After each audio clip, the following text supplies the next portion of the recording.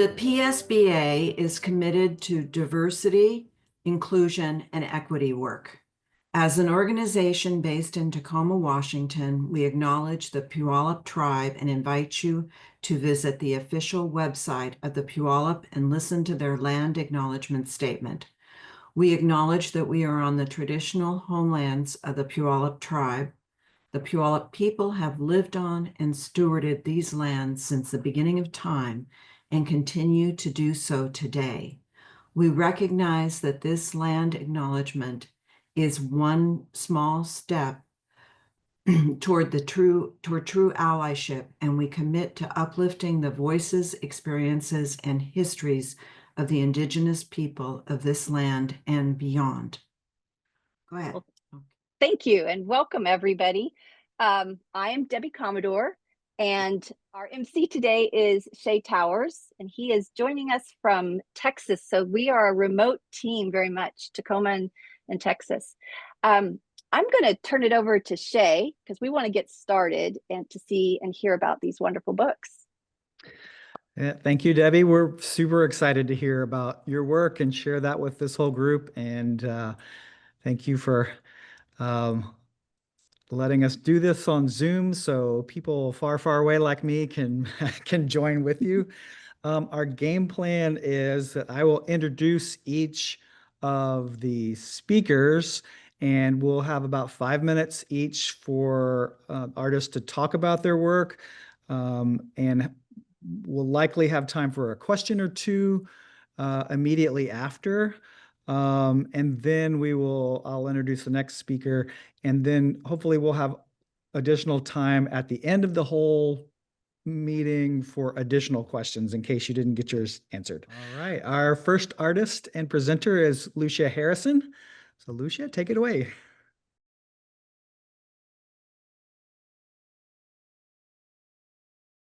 My name's Lucia Harrison. I live in Tacoma, Washington, and my book is titled A Seasonal Companion. And I started this work a couple of years ago at the conjunction of several things. One is that, as many of you know, my passion is native plant habitat. And I'm very concerned about the loss of habitat in our Pacific Northwest region for native plants and animals. And so most of my work deals with this issue. Recently, I had completed a project called the Native Plant Magic Book, which is a free downloadable zine series about native plants. And I was reading Robin Wall Kimmerer's work, Braiding Sweetgrass. And I was taking a class from, I don't know if you know about Fiber Arts 2. It's an organization in Australia that has a lot of online programs for people who love to make books, stitching, that kind of thing. And Cass Holmes was teaching a program. She lives in England. And I took her online class called Mark, Layer, and Stitch. So basically, Kimmerer's idea is that we ought to think about, when you think about native plants, we don't just want to think about how they change through the season, sort of technical information you can get in a manual, but we need to think about the moral lessons the plants can teach us. So the idea here is that walking through the seasons with red flowering currant, I witnessed her generosity, hospitality, reciprocity, and hope. These values help guide me through troubled times. So the hardest part about this project, it consists of 6 folios, and inside each folio is a fabric and paper collage that I embroidered on. So it's hand stitched. And the hardest part for me was trying to figure out whether to present this work as a book or as a series of individual 2D pieces that could be framed. So I decided on this structure. So it's it's a French door structure covered with book cloth. And when you open it up, it's organized. There's 6 folios organized seasonally. First one is early spring. And when you open it up, on the left, you'll see here, welcome. And that's the value that this red flowering currant flowers, just as this rufous hummingbird, who has the longest migration per body weight of any bird in the world, comes to our area to nest. Next slide, please. The next one is called late spring. And in the late spring is when the butterflies lay their eggs on the leaves of the currant, and later on their pupa can eat and nourish the leaves. So the value for this one is host. And the other thing I wanted to mention about the structure is that the little framed part, I don't know if you can see that, this little framed part is removable. So it's held together with magnets so that you could actually display it as a 2-dimensional piece of work if you wanted to. So this is a detail showing the stitching, which I have to thank my friend Jan Dove for. I started out using Cass Holmes' method of making a collage, and then on top of the collage, using some of my drawings of native plants for the embroidery.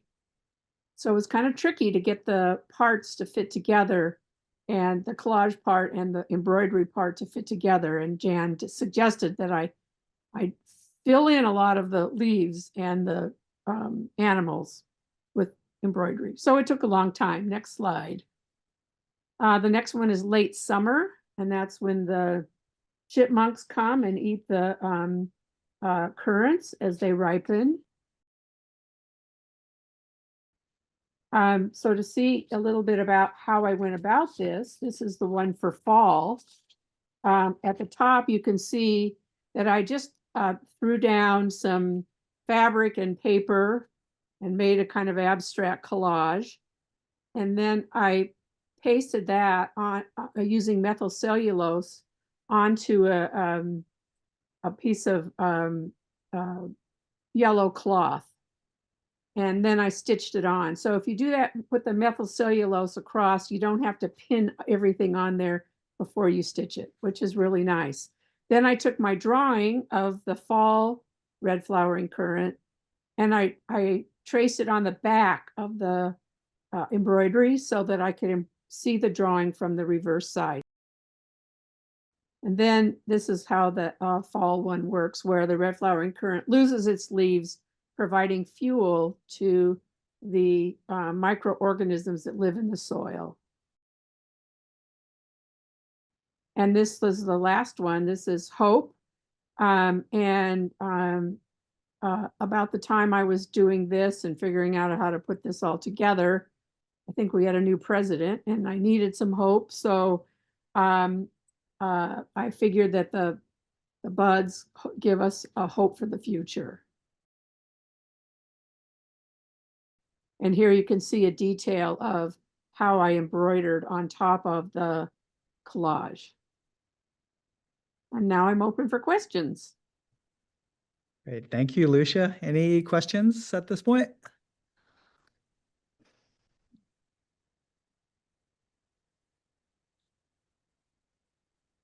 Well, I have a quick question, and maybe you said at the beginning, Lucia, but why did you choose this particular structure for your book? Oh, could you just go back one maybe? Mm-hmm. Yeah, what I hope would happen is that that people would look at the closed version, and they would see the season, and then when they opened it up, they would be kind of surprised by I would highlight the drawing, the embroidery of the plant, and then I put the embroidery on top of some handmade daffodil paper. So it was a way to kind of conceal and reveal. Mm-hmm. And it's also a way of displaying it in a circle. It can be displayed in a circle. So I was trying to find a structure that would do a lot of different things, both for, display as well as for just the person coming across this and wanting to read it as a book. Wonderful. And is it all contained in a box since it's 6 individual pieces? Does it all kind of collectively go in a box or a structure? It will all go in a box when Gabby Cooksey makes it for me. Yeah. Thanks. And Lucia, you mentioned someone that helped you with the embroidery, but you didn't say what role she played. Oh, Cass Holmes is an artist from England, and she had a class. No, not the class, but you said, Jan. Oh, Jan Dove. yes. She had me, I was just doing the outline of the drawing, like a contour drawing with the embroidery, but it didn't stand out because the collage in the back was so busy, it didn't stand out. And so Jan advised me to fill it in, which means the Good project choice. is a lot longer. Yeah. So go back one slide and you can see it better, maybe. Oh, I know, it's really Yeah. rich. Yeah. And then back one more, maybe. Oh, back, I mean, Oh, reverse. Yeah. There we go. You see, you can Yes. see, that then made it stand out against the background. Yeah. All right. Thank you very much, Lucia. You're welcome. All right. Our next artist is Christy Houston. Hey. Oh, hi, everyone. Yes, I am in LaConner, Washington. So this was a video chat was a great idea. I agreed with all that. I'm just going to go down the list of how it started. There was a personal connection to this book. It starts off in the first panel with myself as a younger, short raspberry picker. I was fired from that position because I could not find all the berries. And then I grew up in a very ag area. And so as a child, my mother said if I wanted to get any school clothes, I needed to make my own money. And so I went on to other things such as strawberry picking, egg packing, daffodil picking. And then as my first job indoors, I went into waitressing. And that is how I developed the book, was through my series of jobs as I came from childhood to adulthood. And the structure of the book came in an accordion fashion, and the background is a very heavy BFK paper, so it was difficult to fold. But I was also involved with a book club called on Instagram, Are You Book Enough? And so this book came from one word called caps. And because of that word, that's what gave the structure of the heads and the ideas of putting hats that represented my jobs. And so that's how the process evolved. Once I had the figures, then I love collage since I was a kid. And so I have a lot of old print material and from light rice paper to heavy stuff. And I just started filling in how I felt about that job and how I might have looked at that time in my life. And so it was a lot of fun to do it. I remembered things about those jobs that just kind of surprised me. Like when I was a waitress, I turned around and this guy had his face in a bowl of soup. And I was like, oh my gosh, I was young. I was like 16. I thought, oh my gosh, oh, sir, get your head up. I was afraid he was going to like not do well. It was a small town that I grew up in. And so there was a lot of, how you should say it, tavern people in this place that I was waitressing. So the challenging part again was the fold because of the paper being very thick and then fitting the figures into the structure. It became a very big book, but the accordion style that I used made it very fun to work with. How I hope people engage with this book is for you to reflect on what your own work was and how you went from a childhood to adulthood and what was your influences that you carried through from that time period of your life as you structure yourself through your life and your pathway. And if someone walked away with the book, I just want to remember that we're all colorful characters and we all are worth everything in every country we are in this world. And it is easily forgotten of how easy America has had an easy route, especially in my era. I was born in 56, and so I was really in that time frame where we were on that trajectory upward, and I didn't really understand the history of how come I had it so good. And so I want to remember that I have it great, and I'm real thankful for that. That's it. That's all I have.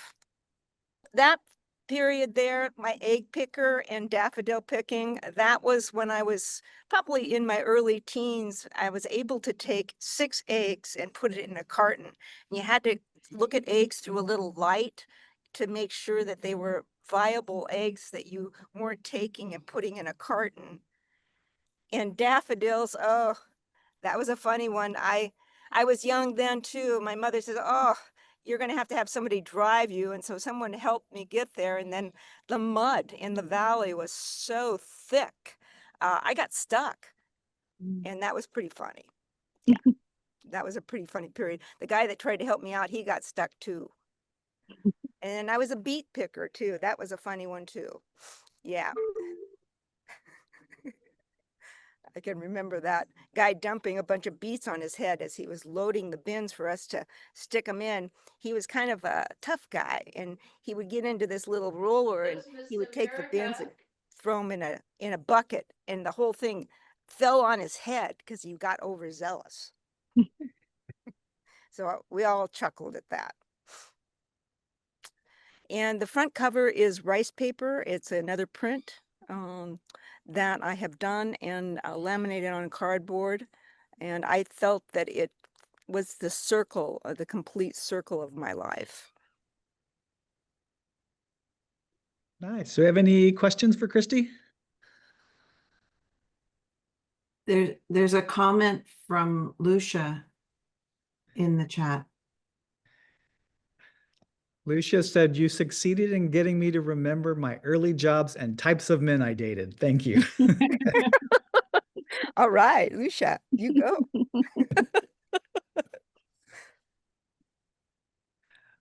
Question is there a back we can see? Are we looking at the back and the cover in this image? That's the front. There's the back. I was a tree planter. Yeah, and I did that to make some money. I was going into my higher education of studying to be a nurse.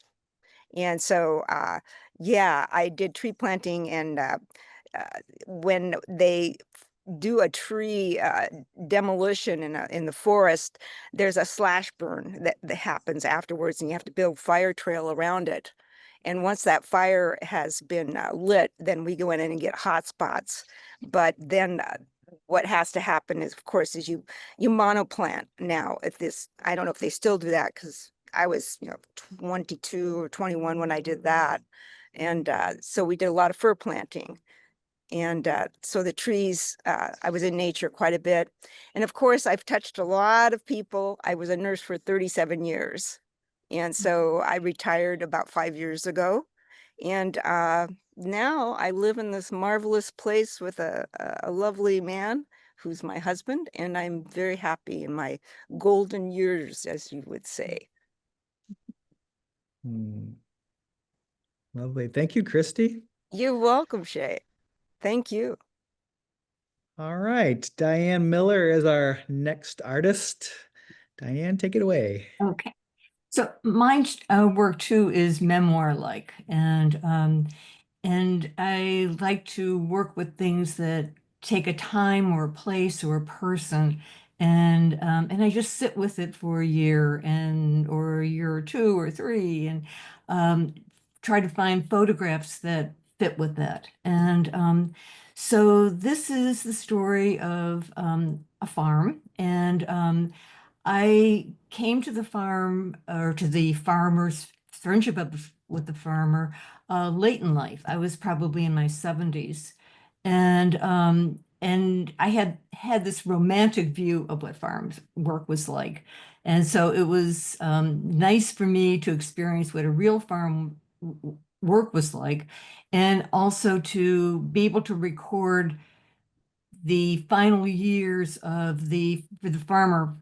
And she was then preparing to pass the farm on to some young people. My whole background was in Chicago and San Francisco, so I was definitely an urban person, and again had this romantic view. The photographs were all taken with the Nikon 7000, and then they're printed on giclée, and the poems are written and printed on vellum. The next one. And I chose the maze structure partly because I could fit all the photos, but mostly because it had the hidden pockets. And so you see the little string there, and you can pull out a sheet. And then so my more private thoughts are hidden away within the structure. I love cows. So the first poem is about my understanding of how my understanding changed about what a farm life is like. This takes just a day, a thunderstorm, and how the animals reacted, how the people reacted to being in the thunderstorm.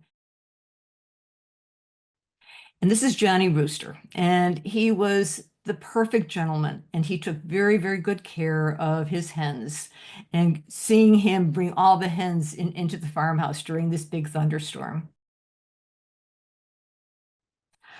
This one describes what it was like to get the farm ready. So from the farmer's point of view, all of the work that needed to go into it, the saying goodbye to certain things, the good and the bad. So good old rusty rain barrel there. And this is the second, you can next, please. And then this is just the end of that poem, the messy side of farming. The farmer loved to cook. And so this is a poem that describes what her kitchen was like, the smells and the sounds of cooking. And the dog's involvement, the dog sitting at her feet, waiting for something to fall off the table. Anybody who has had a herding dog, her name was Bandy. And she was an Aussie, was 35 pounds, and she had the eye. And having a cow eye means that through sheer willpower, she can control a herd of cows. And so watching her work with these cows, just kind of standing there, looking at them, crouching down, bringing them essentially to their knees. And I saw a relationship there by sound, to the syncretic Vietnamese religion of cow dai. So it ends with her being a cow dai. And this is the final poem. It's 3 panels long, and it describes an enlightenment, and it's the cow's enlightenment. And it takes place on All Souls Day. And the farmer and I and the dogs are walking in the woods. And it's at dusk, and there's a full moon. And we come out of the dark woods into the pasture. And the moonlight is shining on the cow's breath, and it looks like enlightenment. And there's a Sanskrit ending from the Heart Sutra that says gate gate paragate parasamgate bodhi svaha. And Allen Ginsberg translated that to gone, gone, totally gone, totally, totally gone, over the top, waken mind, so ah.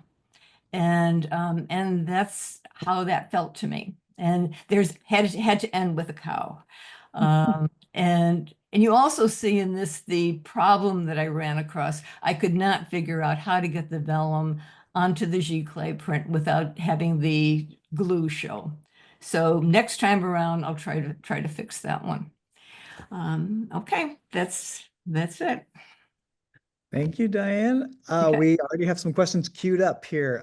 The first I want to ask on behalf of Corey is, how did you do the background to the Johnny Rooster photo? That was done with Photoshop. Okay, good. And then Lynn asked, how are these photos altered? It's very effective. Actually, most of them are not altered. Johnny is obviously altered, but the others are just pretty much just brightened. And the giclée was pretty amazing. I didn't know about this process before, and having a good negative, they were able to really print beautifully.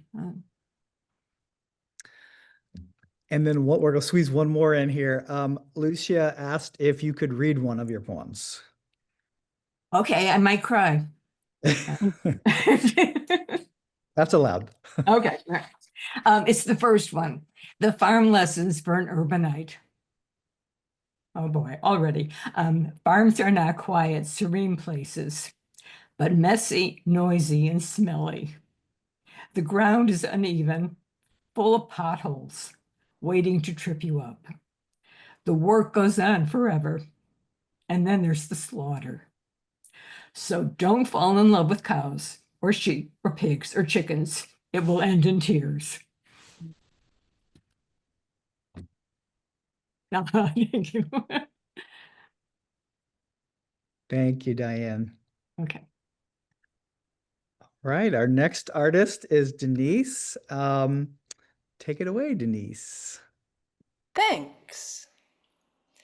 So this is the cover of the book Contours. And Contours was not actually created for the current exhibit, though I'm grateful to the committee for allowing us to create things, send things, submit things that were not made for that, since I made for it didn't turn out so well.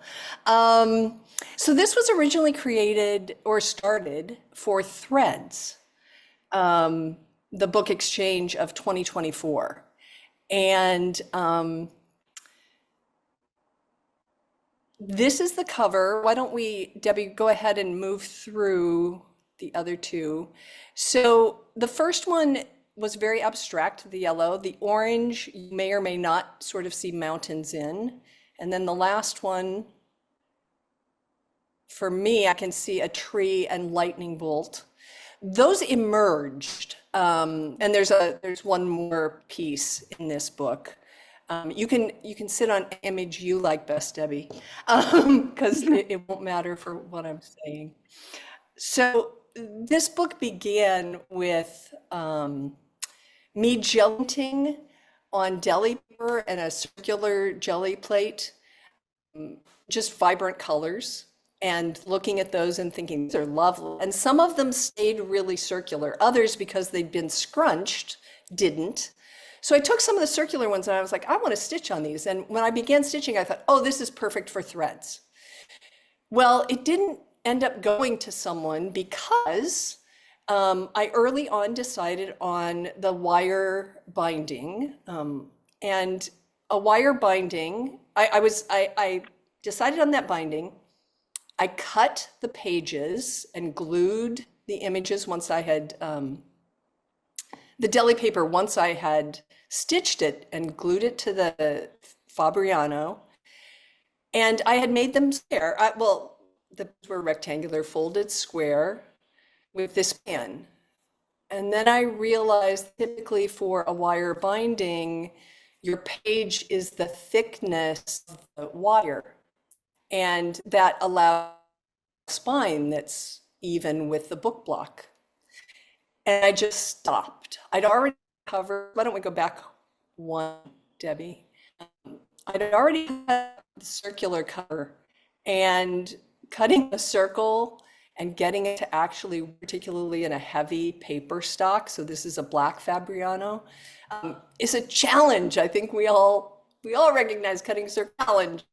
I had done it well, and so I was like, okay, no, this is I've got the pages. I don't know what it means in terms of structure. So I just set it aside and I wove a book for the book exchange. Last year, 2024, Threads. And this sat around. But I loved the pages deeply. And so I came back to it again and again thinking, how can I make this work? And I finally decided just to do the binding and accept that the spine was going to be a little bit wider than the book block. And that in this case, that was okay with me. It was a result of the process, and I'm very much a process worker. So I made my peace with that and submitted it for this year's exhibition. I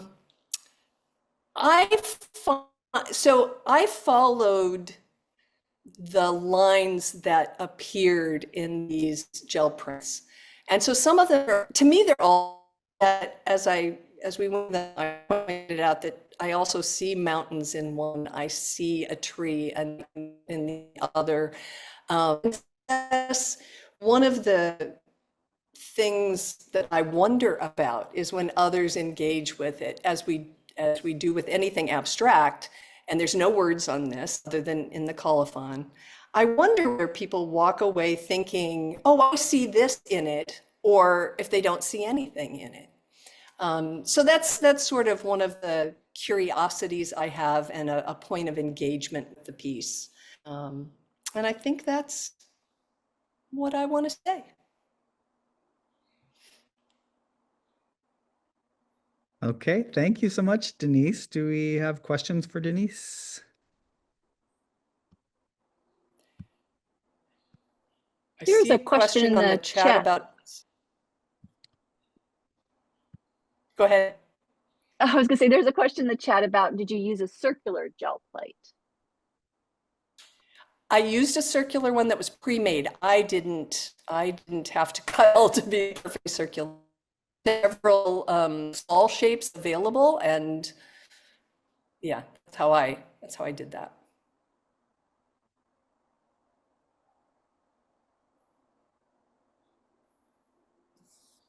And Esther, I missed your question earlier. I'm not sure if that was about Denise's work or Diane's. The question was, where did it go? I just saw it. I see that one of your this must have been for Diane. One of your photos Yes. featured images.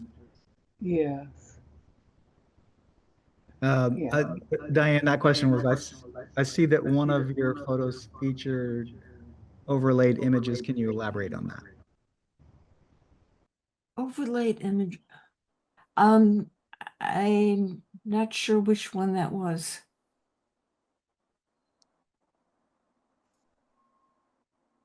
Oh, I think see. it was the one close to either before or after the rooster print.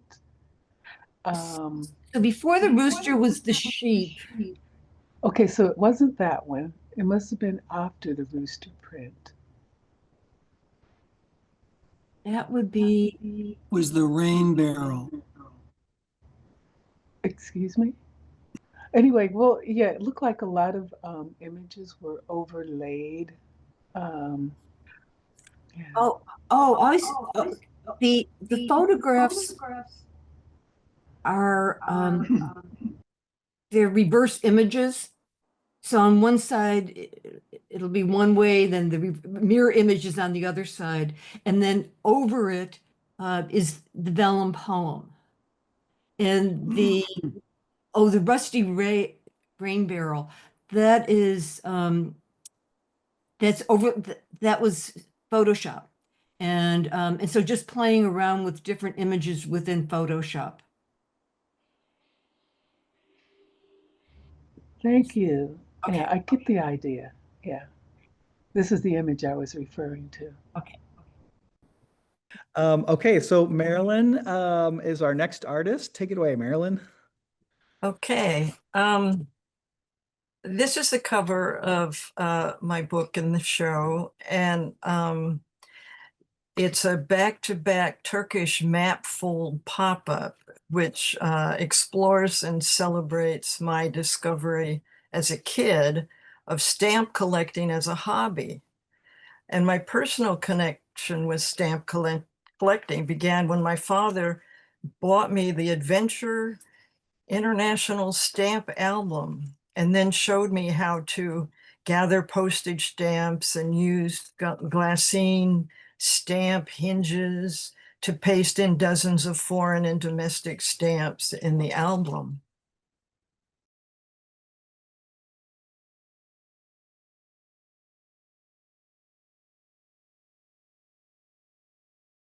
Yeah, this is another view with some of the cancellations and the mail art, priority mail prints, kind of adding extra imagery to the book. I enjoy experimenting with stamp themes and unique bindings. Another recent artist book is Stamp Collecting a Wide Open Field, which experiments with collage stamps, glassine envelopes, hinges, and a unique envelope binding.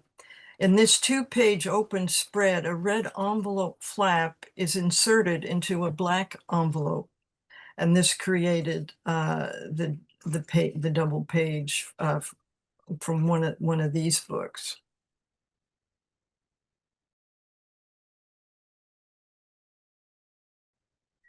So this has 3 books. The one, this is actually my childhood stamp album with the United States, all the stamps that I filled in.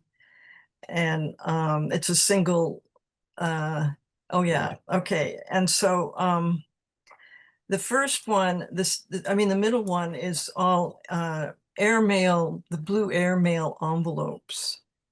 And it's a single layer flag book, which has, the different stamps.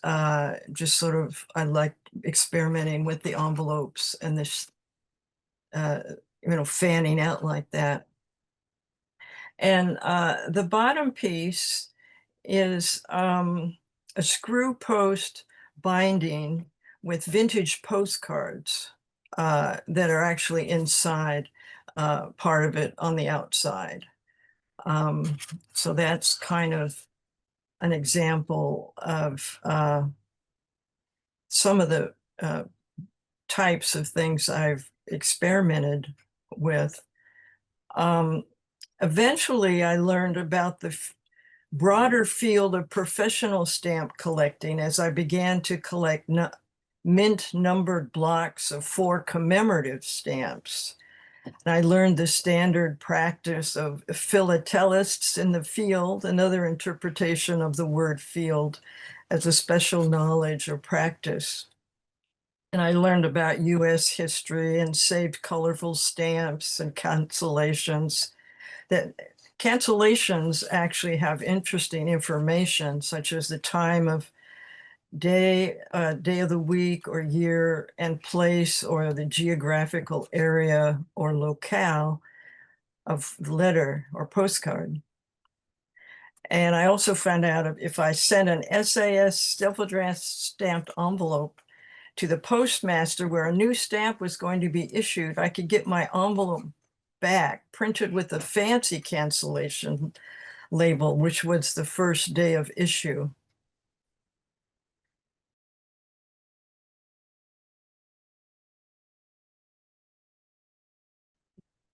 As an adventurous traveler in my teens in the 60s, before the internet, emails, and cell phones, I relied on airmail aerograms to stay in touch with my family. Unexpectedly, my summer abroad trip turned into a 7-year sojourn, and I began to rely on Blue International aerograms as an essential way to correspond with my family. And the use of letters, stamps, and envelopes attest to my ongoing artistic interest in mail art, postal ephemera, and memorabilia. And snail mail was not only utilitarian, but was essential.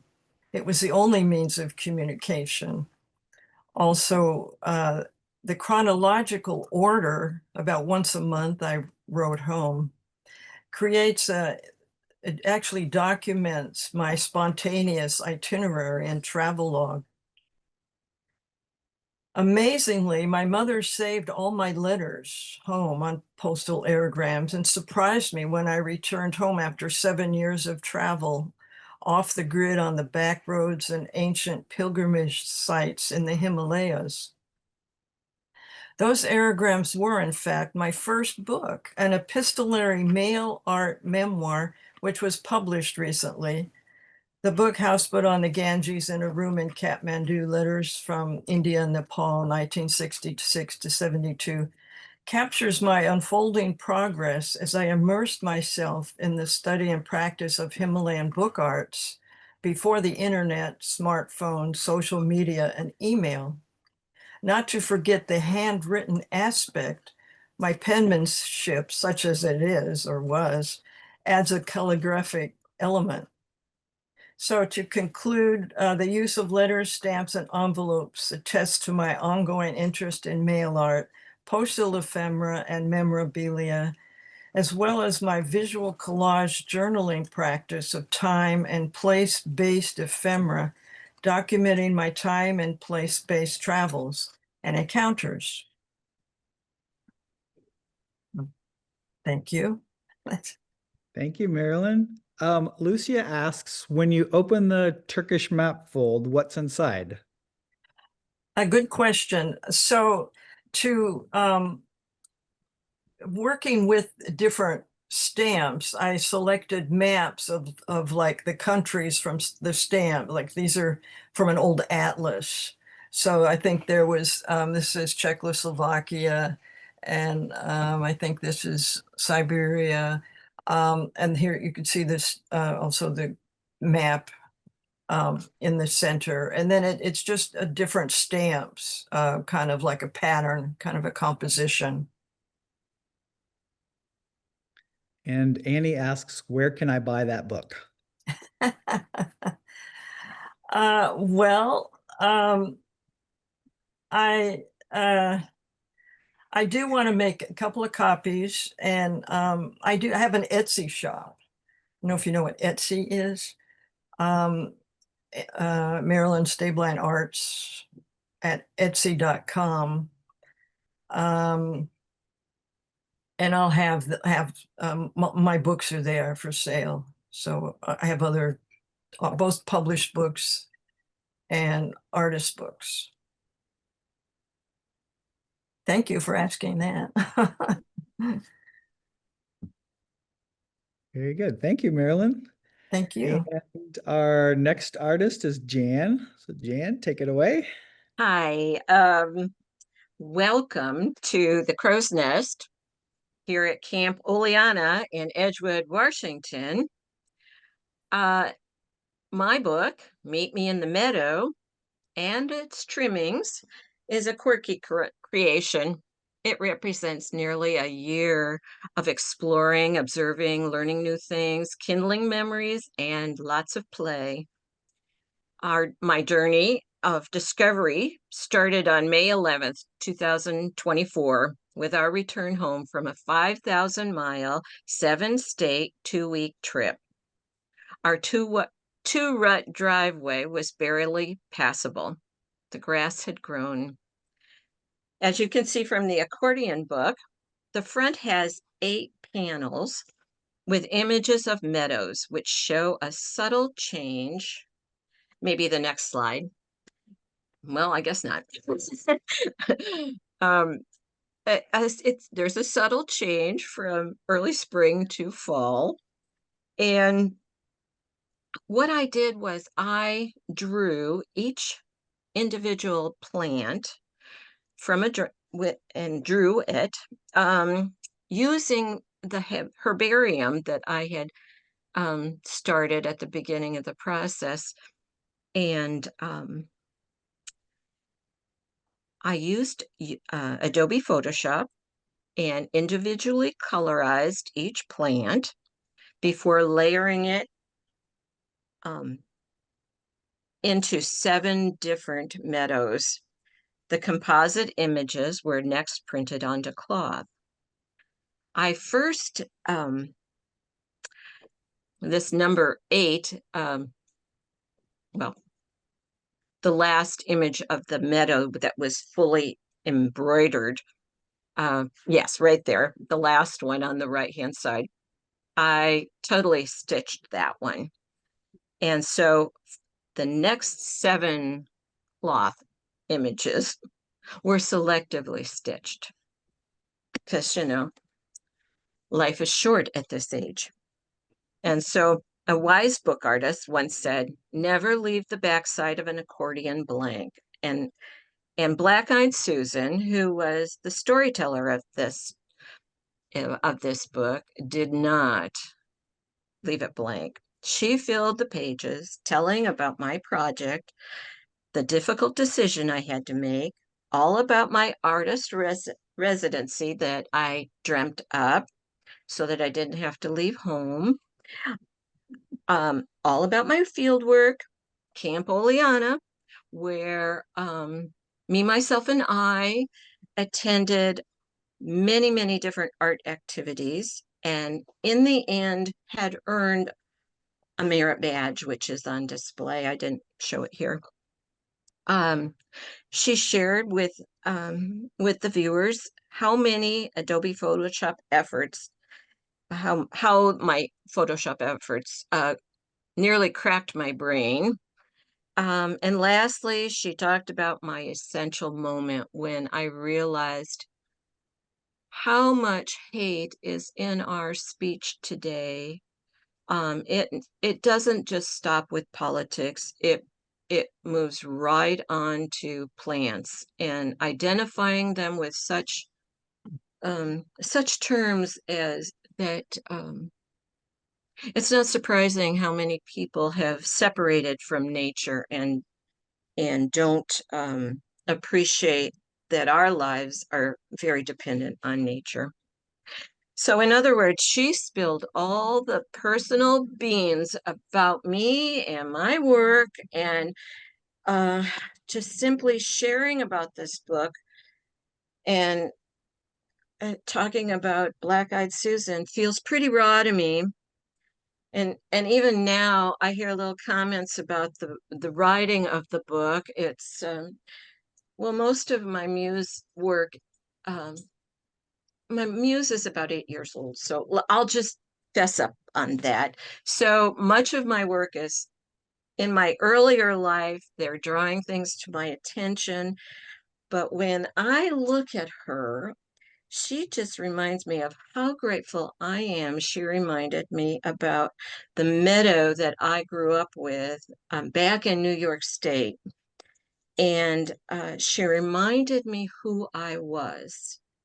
And I will say right now, I am an unapologetic meadow lover. So I had hoped to put a little meadow video, but that just stretched my summer mind too much. I took about 1 million pictures.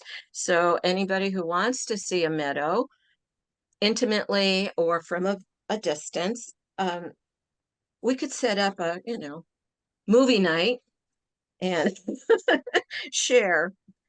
But I hope that some of you at least have a mind's eye view of a meadow that could carry you to better feelings and days. So thank you. Thank you, Shay. Thank you, Jan. That was wonderful. Questions for Jan? We better let the next one do her thing.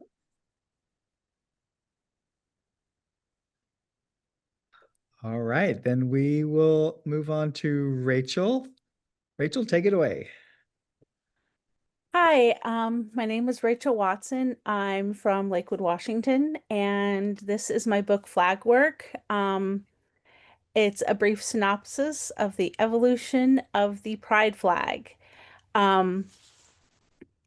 And so for reference, all 3 of my children identify under the LGBTQIA community in various ways. I'm not going to go into their personal details. That's their life. But so as that, being a mom and being very, very supportive of my children, um, I have been the person who, champions their causes and celebrates their successes and helps them through whatever they need to be helped through. So this is a little bit personal, but it's also um, more exploratory for me because I also like to learn new things. And I think that learning is a really big part of understanding other people and having empathy and compassion for others.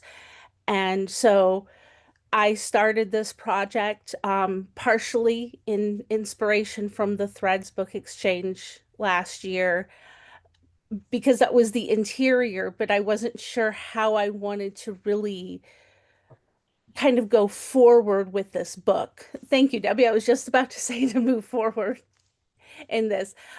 So in on the interior of the book is a series of this is um, embroidery floss. So it's all pulled through all of the pages in kind of a carousel book format. And the tricky part of doing this was how to secure the individual threads on either cover, but still have pages that kind of move and slide. So you can really play with this book. You can kind of stretch it so like all you can see almost all of the threads in one signature, or you can completely collapse it so you can't see anything. So it's really a very tactile format of just movement and expression. I didn't realize that it was going to kind of look a little bit like an umbrella when I was done with it, when I was putting these threads together. But then that was just kind of a happy accident that it looks cool and it really moves interestingly. So I'm hoping when if anybody ever gets a chance to play with it, they see that and they, see the struggle that went through it. But everything is super secure. I don't know how I managed it, but I did. Um, there's another part of this book, which is the educational part, and unfortunately, I didn't get a picture of that to Debbie in time, but it's the little pamphlet that I created to go along, and it's in the exhibition, and it really talks about, the actual evolution of the pride flag and how it started with, oh gosh, how many lines? Like nine. The first one was made in 1977 and it was not a nine-striped pride flag. And as things went forward for Gilbert Baker, who was the um, designer and creator of the original rainbow pride flag that we know, this there was reasons for taking out different colors. Part of it was the expense of dyes. Part of it was because they wanted to be able to split it evenly on either side of the street. So instead of having an odd number stripe, they had to have an even number stripe. And it's really fast. It was really, really fascinating that all of the colors in the actual rainbow have meanings and definitions behind them. And I also went through and learned a lot about the individual gender identity and expression flags and kind of why people wanted more, more concise types of flags for, what their expression was or what their identity was. So it's really beautiful. I hope to have at least a little printout available on my website soon, probably towards the end of the exhibition. Um, and yeah, I just really enjoyed learning so much more about these flags that I just thought, well, why do you need more flags? Isn't one enough? But no, everybody feels like they need to have some kind of really personal association with this. And I can understand that better now. Thank you, Rachel. There are a couple questions that are asking about how you secured the threads. Okay, so if you go back to the first picture, Debbie, I think that that is the easiest thing to come from. So when I was building this book, the individual like carousel signatures are, they do have pieces of cardstock in between. So you can kind of see that on like the left-hand side in the spine. But the front cover is laminated with like it's a piece of white Bristol board paper with a black piece of cardstock, and that really helped firm up that first signature and the back signature, which is the similar thing. It just has something slightly different on it. And being able to glue that in with really secure glue, like I used like it wasn't a, it was like this really sticky like a tacky type glue, like not quite like Eileen's tacky glue, but it was something similar to that. And so that is like really pasted down very thoroughly. And then I had to have most of it open while I was securing the threads in the back. Um, it it was nerve-wracking. I was afraid I was gonna make it fall apart. So So is it just anchored on the covers and not within the signatures? Is that right? no, it's not anchored in the signatures at all. Like all of the pages move freely. So it's like if you I don't know how to describe it without showing. That's the only problem is like if you take like that very first page where it looks like the threads, they really just go straight through. They're all just holes pierced in. And so each signature where it looks like it's very structured, it's actually not at all. So the entire interior is completely adjustable. Hmm. So yeah, you can really play with it. It's a lot of fun. I did it. And then we have a couple comments. Lynn said, I love how personal this book is while also being informative and educational. And Denise said, I'm impressed that you got that flexibility with the threads to work and fitting of your subject. And Well, then also Lucia said, thank you for making this book and educating all of us. thank you, everybody.